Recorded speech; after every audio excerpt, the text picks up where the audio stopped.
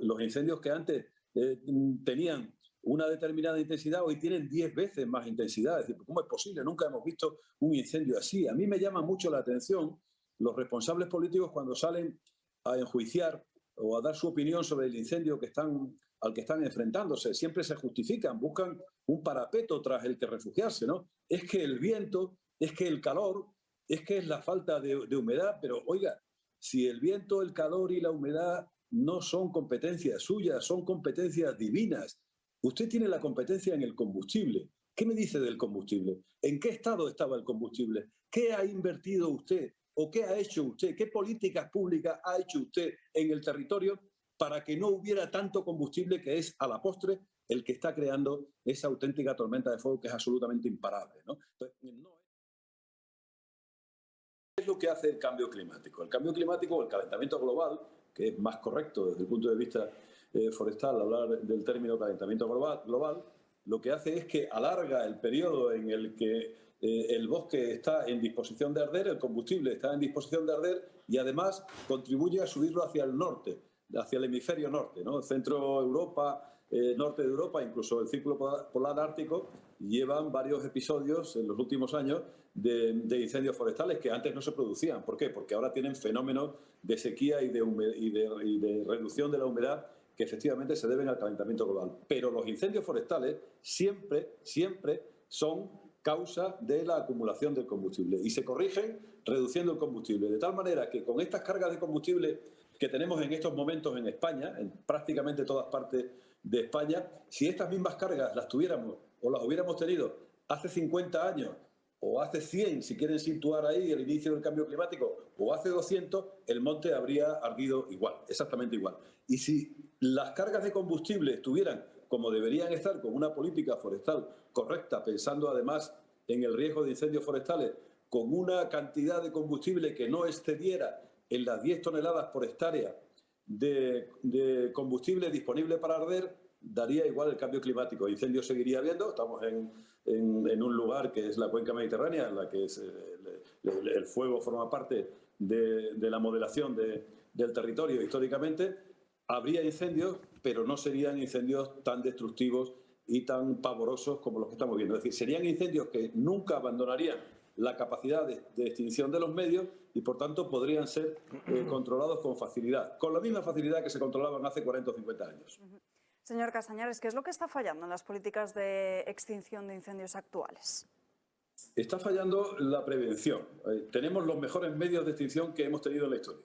Nosotros, los países europeos, California, Estados Unidos, Chile, Bolivia, Argentina, Australia, los mejores medios de extinción que ha habido nunca.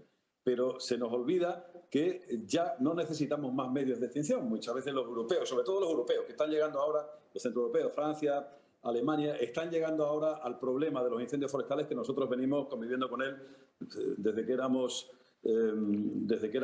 como especie chicos, ¿no? Que dicen, bueno, desde que empezamos prácticamente a habitar esta zona del planeta. Ellos no, ellos han vivido siempre en una Europa húmeda, que es muy difícil que, salvo en contadas ocasiones, por sequías extremas que son puntuales, pudieran tener incidentes de incendios forestales. Y todo lo quieren arreglar con más medios, con más dinero, con más aviones, con más helicópteros. Y todo el mundo de la ciencia forestal, todo el mundo que está también en la lucha por la extinción de incendios forestales, es decir, dirigiendo operativos como los andaluces, los catalanes, los extremeños, los castellano-manchegos, todos coincidimos en algo. Es decir, no necesitamos más medios. Lo que necesitamos es que al menos una parte de ese dinero que se gastan en incrementar los medios de extinción dejen de gastarlo en eso y se lo gasten en la prevención, en reducir combustible, en sacar combustible del monte, en impulsar políticas públicas que incentiven el consumo de los productos del bosque. Es decir, los bosques españoles tienen una capacidad, por dar un dato para ilustrar de qué estamos hablando, tienen una capacidad de generación de biomasa anual equivalente a 110 millones de barriles de petróleo al año. Y consumimos 500 millones. Es decir, el 20% del consumo de petróleo de España al año y de los españoles al año y de la industria y de la empresa española al año podría perfectamente sustituirse con el aprovechamiento forestal en biomasa térmica para calefacción y agua caliente sanitaria, biomasa eléctrica para producir electricidad, muchas centrales ya funcionando por el país, muchas menos de las que serían necesarias, y de esta manera tendríamos capacidad de absorber, extraer el combustible forestal del monte, no mediante una política de gasto público, que siempre es más o menos difícil de sostener en tiempos de recesión y en tiempos de crisis económica. Aquí, cuando no estamos en una, estamos en otra. Siempre estamos en periodos de crisis o en periodos saliendo de la crisis o en periodos previos a la siguiente crisis, y nunca hay disponibilidades presupuestarias suficientes para abordar el enorme gasto que supondría hacer las labores preventivas. Se puede hacer aprovechando los residuos forestales para producción de energía eléctrica y térmica, fundamentalmente. Incluso biogás, para sustituir al gas ruso sin ningún tipo de problema. ¿Por qué no lo hacemos? Porque hay una filosofía dominante en nuestro país, desde hace unos años para acá, en la que el monte es para disfrutar los fines de semana desde el mundo urbano, y bueno, podemos mirar, no mucho, pero desde luego no podemos tocarlo, no podemos gestionarlo. Entonces, la política forestal es errónea, y es errónea a propio intento, es decir, se hace así porque se quiere hacer así, cuando eso conduce necesariamente a los incendios, a quemarse definitivamente. Sí. Señor Castañares, le preguntan en la mesa, Enrique Calvet. Buenos días, señor Castañares, muchas gracias. Un placer oír a un técnico y no a un activista. Dos preguntas. Primero, ¿por qué y tiene sentido en España haber suprimido los cortafuegos? Primera pregunta. Segundo, ¿complica y es negativo para España la fragmentación en comunidades autónomas de las luchas contra el fuego? Sí, las dos preguntas tienen muchísimo sentido y además me encantará poder responder. Los cortafuegos son necesarios. Cada vez hay incendios más grandes, se queman más hectáreas porque las superficies continuas de bosques son más grandes. No hay elementos que corten, que rompan la continuidad del combustible. Eso se ha hecho siempre con cortafuegos. Antes eran infraestructuras lineales que dividían, digamos, la parte del bosque que puede quemarse en trozos más o menos grandes en función del riesgo de incendio que hubiera en cada territorio, y que además servían para anclar los medios de extinción, para que entraran las autobombas y para poder anclar con los bomberos y dar, por ejemplo, un contrafuego, ¿no? Un contrafuego que es aplicarle fuego técnico al bosque para, funciona como una vacuna, eliminar combustible antes de que llegue el gran incendio, para que cuando llegue pues ya no pueda avanzar porque se ha quemado lo que podría hacerle avanzar, ¿no? Ese es el sentido de los cortafuegos. Hoy tenemos que hablar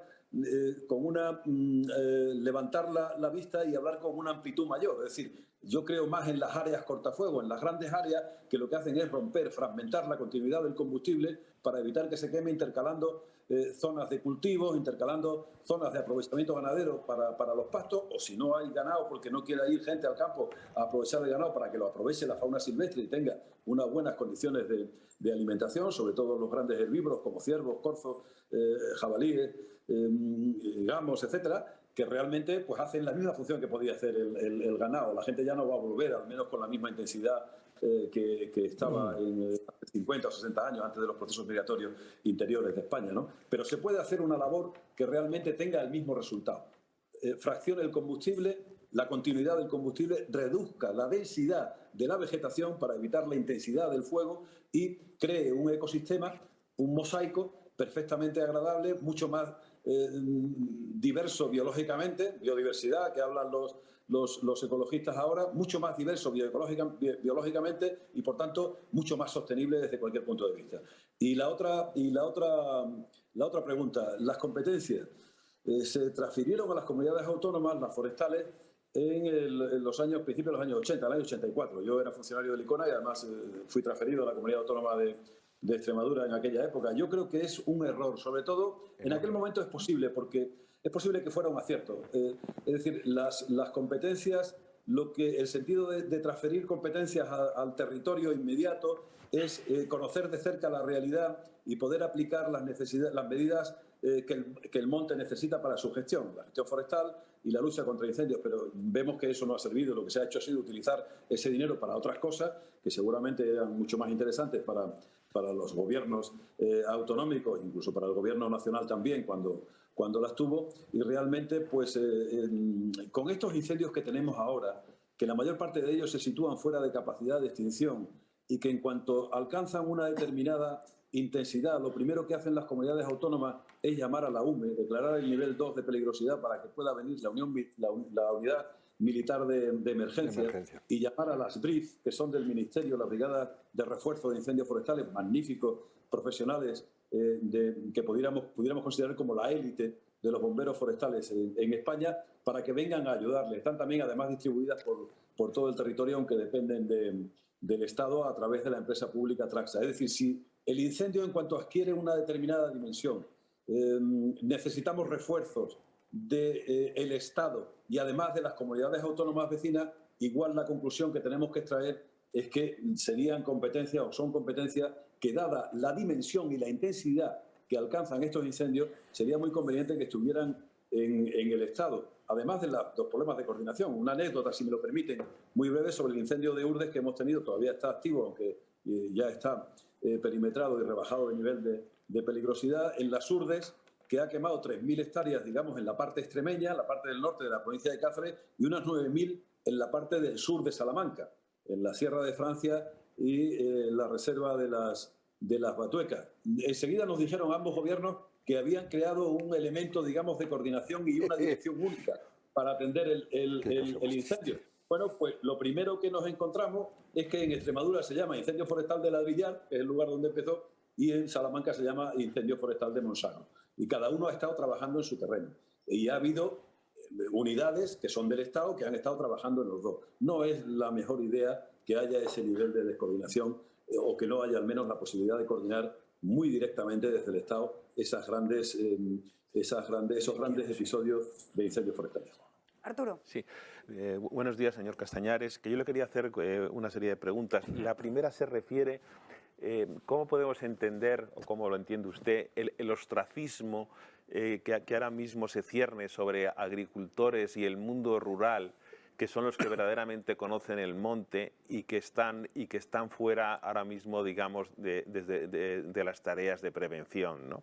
En segundo lugar, que resulta paradójico, ¿no?, el proteccionismo que hay para las labores de mantener el material inflamable, el suelo, la madera y los tal, porque no hay labores de limpieza. Es decir, ¿por qué? Y lo difícil, si quieres intervenir en las labores de limpieza, te puedes enfrentar a multas, te puedes enfrentar a problemas, ¿no? Entonces, eso es un tema también que resulta paradójico, ¿no?, cómo se protege precisamente la no limpieza del monte. En tercer lugar, sería el tema de los incendios provocados, ¿no? Es decir, hemos sabido que parte de los incendios que ahora mismo asolan el solar patrio, nunca mejor dicho, pues son provocados en Mijas, por ejemplo, y en Monfragüe, pues parece ser que son provocados. ¿Qué intereses hay detrás? Es decir, todo esto de la industria de renovables, de tal, es decir, o son simplemente gente que está, en fin, que tienen problemas psicológicos y que, bueno, me imagino que habrá muchos, que dentro de la tipología de las personas, de los incendiarios, de la gente que quema el monte, habrá diversa tipología, pero en fin, también creo que sobre ese tema convendría poner un poco de luz. Y en último lugar, también es paradójico de que haya una industria del fuego y sin embargo que no haya una industria forestal, ¿no? Es decir, lo que ha dicho usted sobre la biomasa y las posibilidades de utilizarla para la calefacción o para la electricidad, y que se pierde una gran cantidad de sustento, de base energética con no utilizarla, pues ha sido para mí muy esclarecedor, ¿no? Y eso serían mis preguntas. Muchas gracias. Muchas gracias. He tomado nota porque ya más de hoy me he olvidado alguna. Intentando, si se me olvida alguna, de todas maneras me lo recuerdo. Los ganaderos y los agricultores, la gente que vive en el campo, que es la que realmente conoce bien cómo funciona el campo y hace una labor de prevención absolutamente imprescindible. Es decir, la poca gente que va quedando ya, si encima le ponemos problemas, les perseguimos, no le dejamos realizar aprovechamientos en determinadas zonas que son absolutamente imprescindibles desde el punto de vista del interés ganadero, porque tienen alimento fresco para el ganado y además hacen una labor de control del combustible que, si no se hiciera, como no se hace ahora, se quemaría seguramente en el siguiente verano, pues realmente están muy enfadados, ¿no? Antiguamente, yo conozco muy bien el caso de mi tierra, Extremadura, sufrió un fenómeno migratorio del orden de 1 millón de personas. La población que ahora tenemos, es decir, la mitad de la población de Extremadura, salió del campo en la década de los 60 a los 70. 350.000 se fueron a pueblos, vivían en el campo, es decir, no en los pueblos del medio rural, sino en el campo, en pequeñas casas, pues incluso en chozos muchas veces. 350.000 se fueron a los pueblos y a las ciudades internas de Extremadura y 650.000 aproximadamente se fueron al exterior, Madrid, Barcelona, País Vasco, Alemania, etcétera, ¿no? Esa gente que vivía en el campo pasaba en Extremadura, pasaba en Andalucía, en Castilla-La Mancha, en toda la España, digamos, rural, lo que ahora llaman la España vaciada, ¿no? Esa gente hacía de desayunar, de comer y de cenar cada día, 365 días al año, con leña de encina. Es decir, consumían combustible forestal. Habría espacios al monte para sembrar cereal, para tener alimento para el ganado, para en las épocas de escasez, final del verano fundamentalmente. Sembraba sus huertos alrededor de los lugares en los que vivía y a la vez, sin pretenderlo, porque entonces no era necesario, tenía un cinturón de seguridad en caso de fuego alrededor de su casa. Es decir, la gestión forestal formidable que prestaba la gente que vivía en el campo se dejó de prestar a partir de los años 70 y perdió todavía más intensidad de prestación a lo largo de la siguiente década, los años 80, que es cuando empiezan ya a surgir los primeros grandes incendios, porque hay mucha superficie continua. Al abandonar el monte y dejar de cultivar y dejar de aprovechar con ganado, lo que hace el monte es matorralizarse, llenarse de matorral, de maleza, como llaman en los pueblos, aunque no es maleza exactamente, es matorral, ¿no? Llenarse de matorral que conduce perfectamente el fuego y cuando el matorral crece y se acumula, incluso le da intensidad al fuego. Hay velocidad de propagación, hay intensidad y sobre todo hay enormes superficies de terreno que se queman de una sola vez, ¿no? Ese error que se cometió en aquella época, error colectivo como sociedad, no es solo español, ha ocurrido en prácticamente todo el mundo desarrollado, no hemos sido capaces de sustituirlo por mecanismos de política forestal que al menos paliaran los efectos del abandono. Es decir, si los agricultores y los ganaderos se van y ya no hay manejo del campo, ya no se rotura la tierra ni se siembra cereal, ya no hay animales que coman los brotes tiernos del matorral y los pastos en la mayor parte de las zonas adhesadas, tenemos que trabajar desde la propia administración y con los ciudadanos de los pueblos que viven todavía en el medio rural y saben hacerlo, la manera de mantener en esas condiciones el bosque, porque si no el bosque se acaba quemando. Es decir, o lo gestionamos o el fuego lo va a hacer por nosotros, claramente, ¿no? Ese fue, digamos, una consecuencia del despoblamiento inmediata que cada año que pasa se agrava más. ¿Por qué? Porque la vegetación sigue creciendo y se sigue acumulando. Y los incendios que antes tenían una determinada intensidad, hoy tienen 10 veces más intensidad. Es decir, ¿cómo es posible? Nunca hemos visto un incendio así. A mí me llama mucho la atención los responsables políticos cuando salen a enjuiciar o a dar su opinión sobre el incendio al que están enfrentándose. Siempre se justifican, buscan un parapeto tras el que refugiarse, ¿no? Es que el viento, es que el calor, es que es la falta de humedad, pero oiga, si el viento, el calor y la humedad no son competencias suyas, son competencias divinas. Usted tiene la competencia en el combustible. ¿Qué me dice del combustible? ¿En qué estado estaba el combustible? ¿Qué ha invertido usted? ¿O qué ha hecho usted? ¿Qué políticas públicas ha hecho usted en el territorio para que no hubiera tanto combustible que es, a la postre, el que está creando esa auténtica tormenta de fuego que es absolutamente imparable, ¿no? Entonces, no es el calor, que lo es, pero no tenemos un termostato para regular como en casa la temperatura del campo o de la naturaleza o de España en las calles, ni para regular la lluvia, ni para regular la humedad. No disponemos de eso, no son competencias humanas. Por tanto, hablemos de las competencias que tenemos y digamos y asumamos la responsabilidad de explicarle a la gente que tenemos el campo en las condiciones que lo tenemos, porque es que consideramos que no se debe actuar sobre el campo, que la naturaleza hay que dejarla como si esto fuera la selva del Amazonas. Es curioso, alguna vez lo he dicho también, que en la selva del Amazonas la gente muchas veces está cambiada de hemisferio, incluso de continente, ¿no? En la selva del Amazonas tienen un problema de deforestación porque hay gente que quiere aprovechar un terreno que a los 2 años de quitar el bosque se empobrece y ya no tiene prácticamente ninguna posibilidad de aprovechamiento y necesitan más para tener producción de carne a gran escala. Es decir, allí sí quieren explotar lo que no es explotable, lo que no debería explotarse, porque además la manera de mantenerlo es dejarla, porque es una selva tropical. Los montes españoles, los montes extremeños, los castellanos, los andaluces, necesitan la gestión, necesitan la presión humana. Entonces, aquí se vienen los que no quieren que toquemos y allí se van los que quieren tocar. Oiga, ¿no los podríamos cambiar?